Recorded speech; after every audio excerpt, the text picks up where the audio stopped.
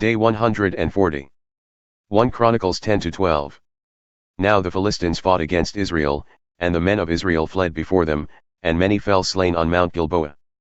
The Philistines followed hard after Saul and his sons, and they killed Saul's sons Jonathan, Abinadab, and Malchishua. When the battle intensified against Saul, the archers overtook him and wounded him.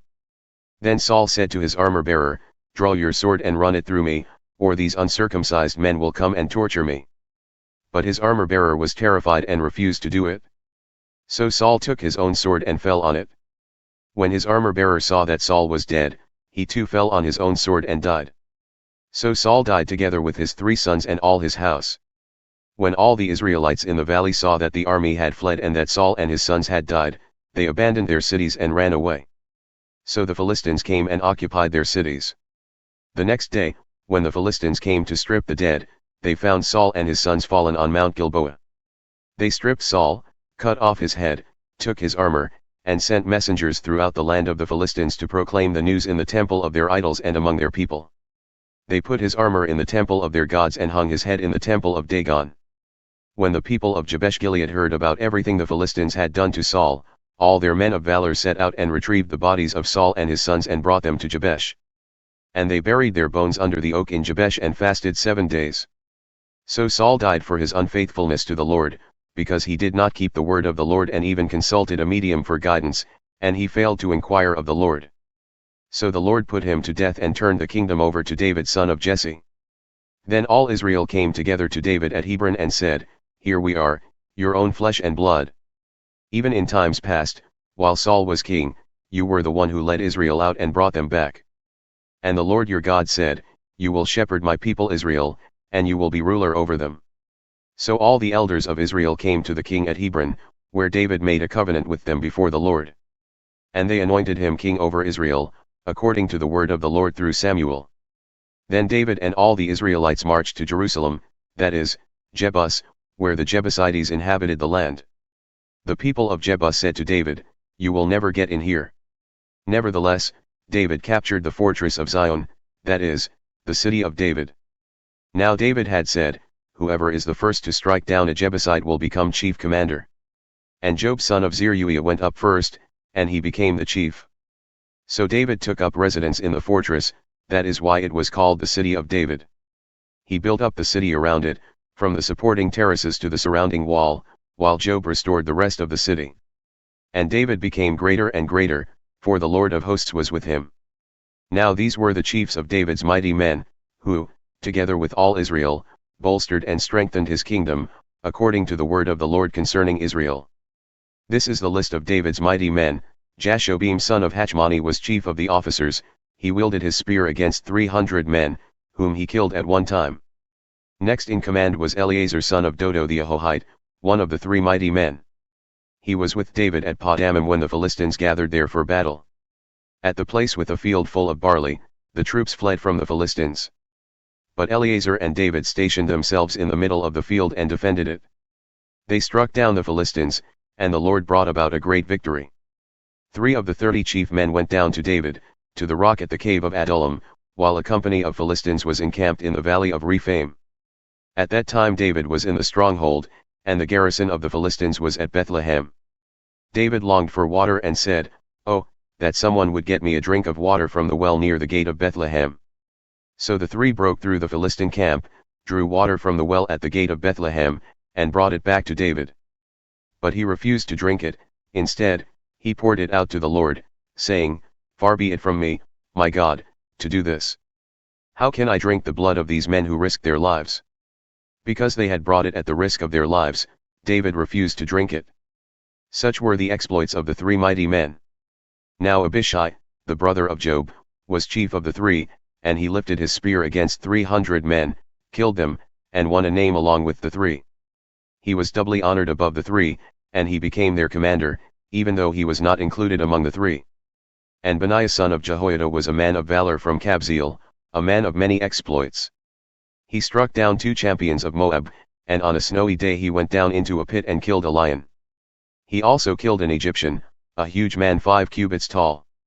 Although the Egyptian had a spear like a weaver's beam in his hand, Benaiah went against him with a club, snatched the spear from his hand, and killed the Egyptian with his own spear. These were the exploits of Benaiah son of Jehoiada, who won a name alongside the 3 mighty men. He was most honored among the 30, but he did not become one of the 3. And David appointed him over his guard.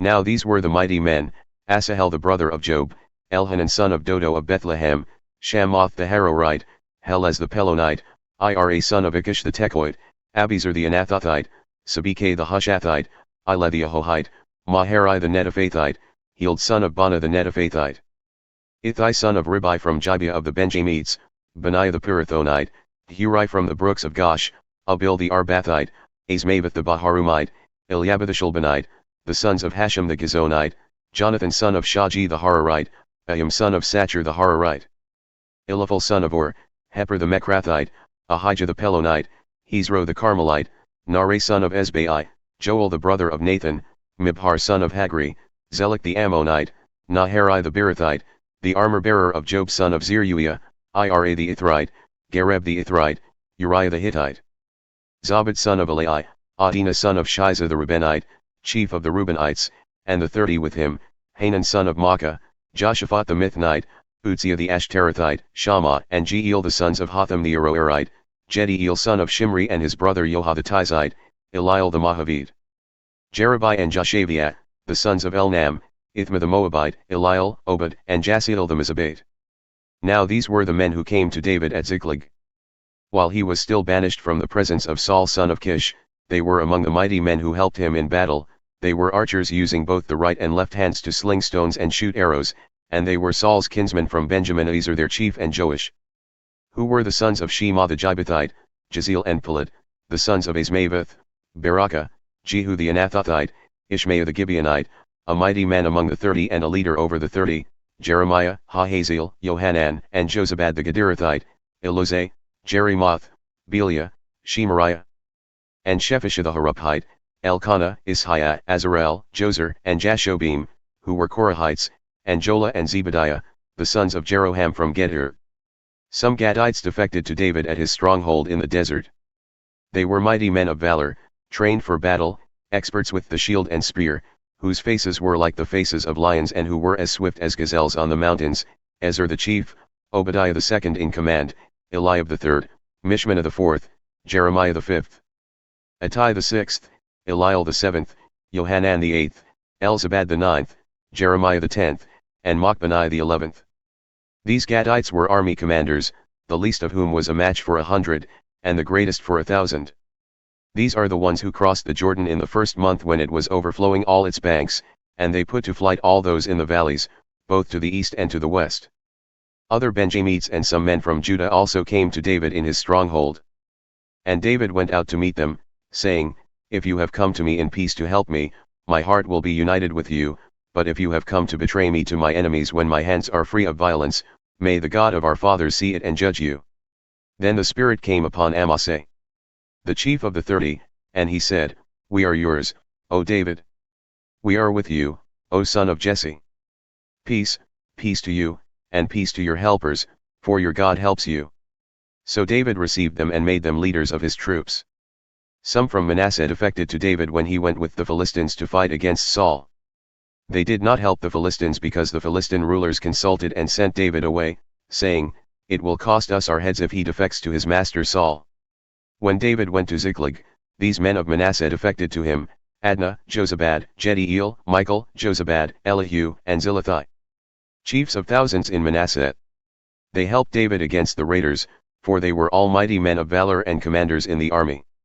For at that time men came to David day after day to help him, until he had a great army, like the army of God. Now these are the numbers of men armed for battle who came to David at Hebron to turn Saul's kingdom over to him, in accordance with the word of the Lord: from Judah, 6,800 armed troops bearing shields and spears.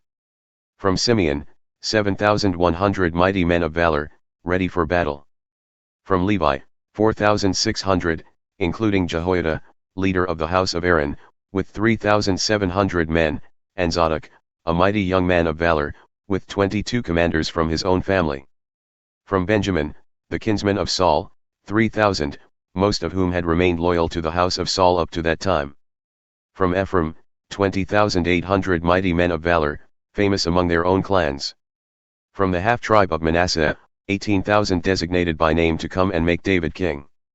From Issachar, men who understood the times and knew what Israel should do, 200 chiefs with all their kinsmen at their command. From Zebulun, 50,000 fit for service, trained for battle with all kinds of weapons of war, who with one purpose were devoted to David. From Naphtali, 1,000 commanders, accompanied by 37,000 men with shield and spear. From Dan, 28,600 prepared for battle. From Asher, 40,000 fit for service, prepared for battle. And from east of the Jordan, from Reuben, Gad, and the half-tribe of Manasseh there, 120,000 armed with every kind of weapon of war. All these men of war, arrayed for battle, came to Hebron fully determined to make David king over all Israel. And all the rest of the Israelites were of one mind to make David king. They spent 3 days there eating and drinking with David, for their relatives had provided for them. And their neighbors from as far away as Issachar, Zebulun, and Naphtali came bringing food on donkeys, camels, mules, and oxen, abundant supplies of flour, fig cakes and raisin cakes, wine and oil, oxen and sheep. Indeed, there was joy in Israel. John 6 verses 45 to 71. It is written in the prophets, and they will all be taught by God. Everyone who has heard the Father and learned from him comes to me, not that anyone has seen the Father except the one who is from God, only he has seen the Father. Truly, truly, I tell you, he who believes has eternal life. I am the bread of life. Your fathers ate the manna in the wilderness, yet they died. This is the bread that comes down from heaven, so that anyone may eat of it and not die. I am the living bread that came down from heaven. If anyone eats of this bread, he will live forever. And this bread, which I will give for the life of the world, is my flesh. At this, the Jews began to argue among themselves, how can this man give us his flesh to eat? So Jesus said to them, Truly, truly, I tell you, unless you eat the flesh and drink the blood of the Son of Man, you have no life in you. Whoever eats my flesh and drinks my blood has eternal life, and I will raise him up at the last day. For my flesh is real food, and my blood is real drink.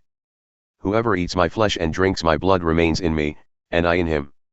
Just as the living Father sent me and I live because of the Father, so also the one who feeds on me will live because of me. This is the bread that came down from heaven. Unlike your fathers, who ate the manna and died, the one who eats this bread will live forever. Jesus said this while teaching in the synagogue in Capernaum. On hearing it, many of his disciples said, This is a difficult teaching. Who can accept it? Aware that his disciples were grumbling about this teaching, Jesus asked them, Does this offend you? Then what will happen if you see the Son of Man ascend to where he was before? The Spirit gives life, the flesh profits nothing.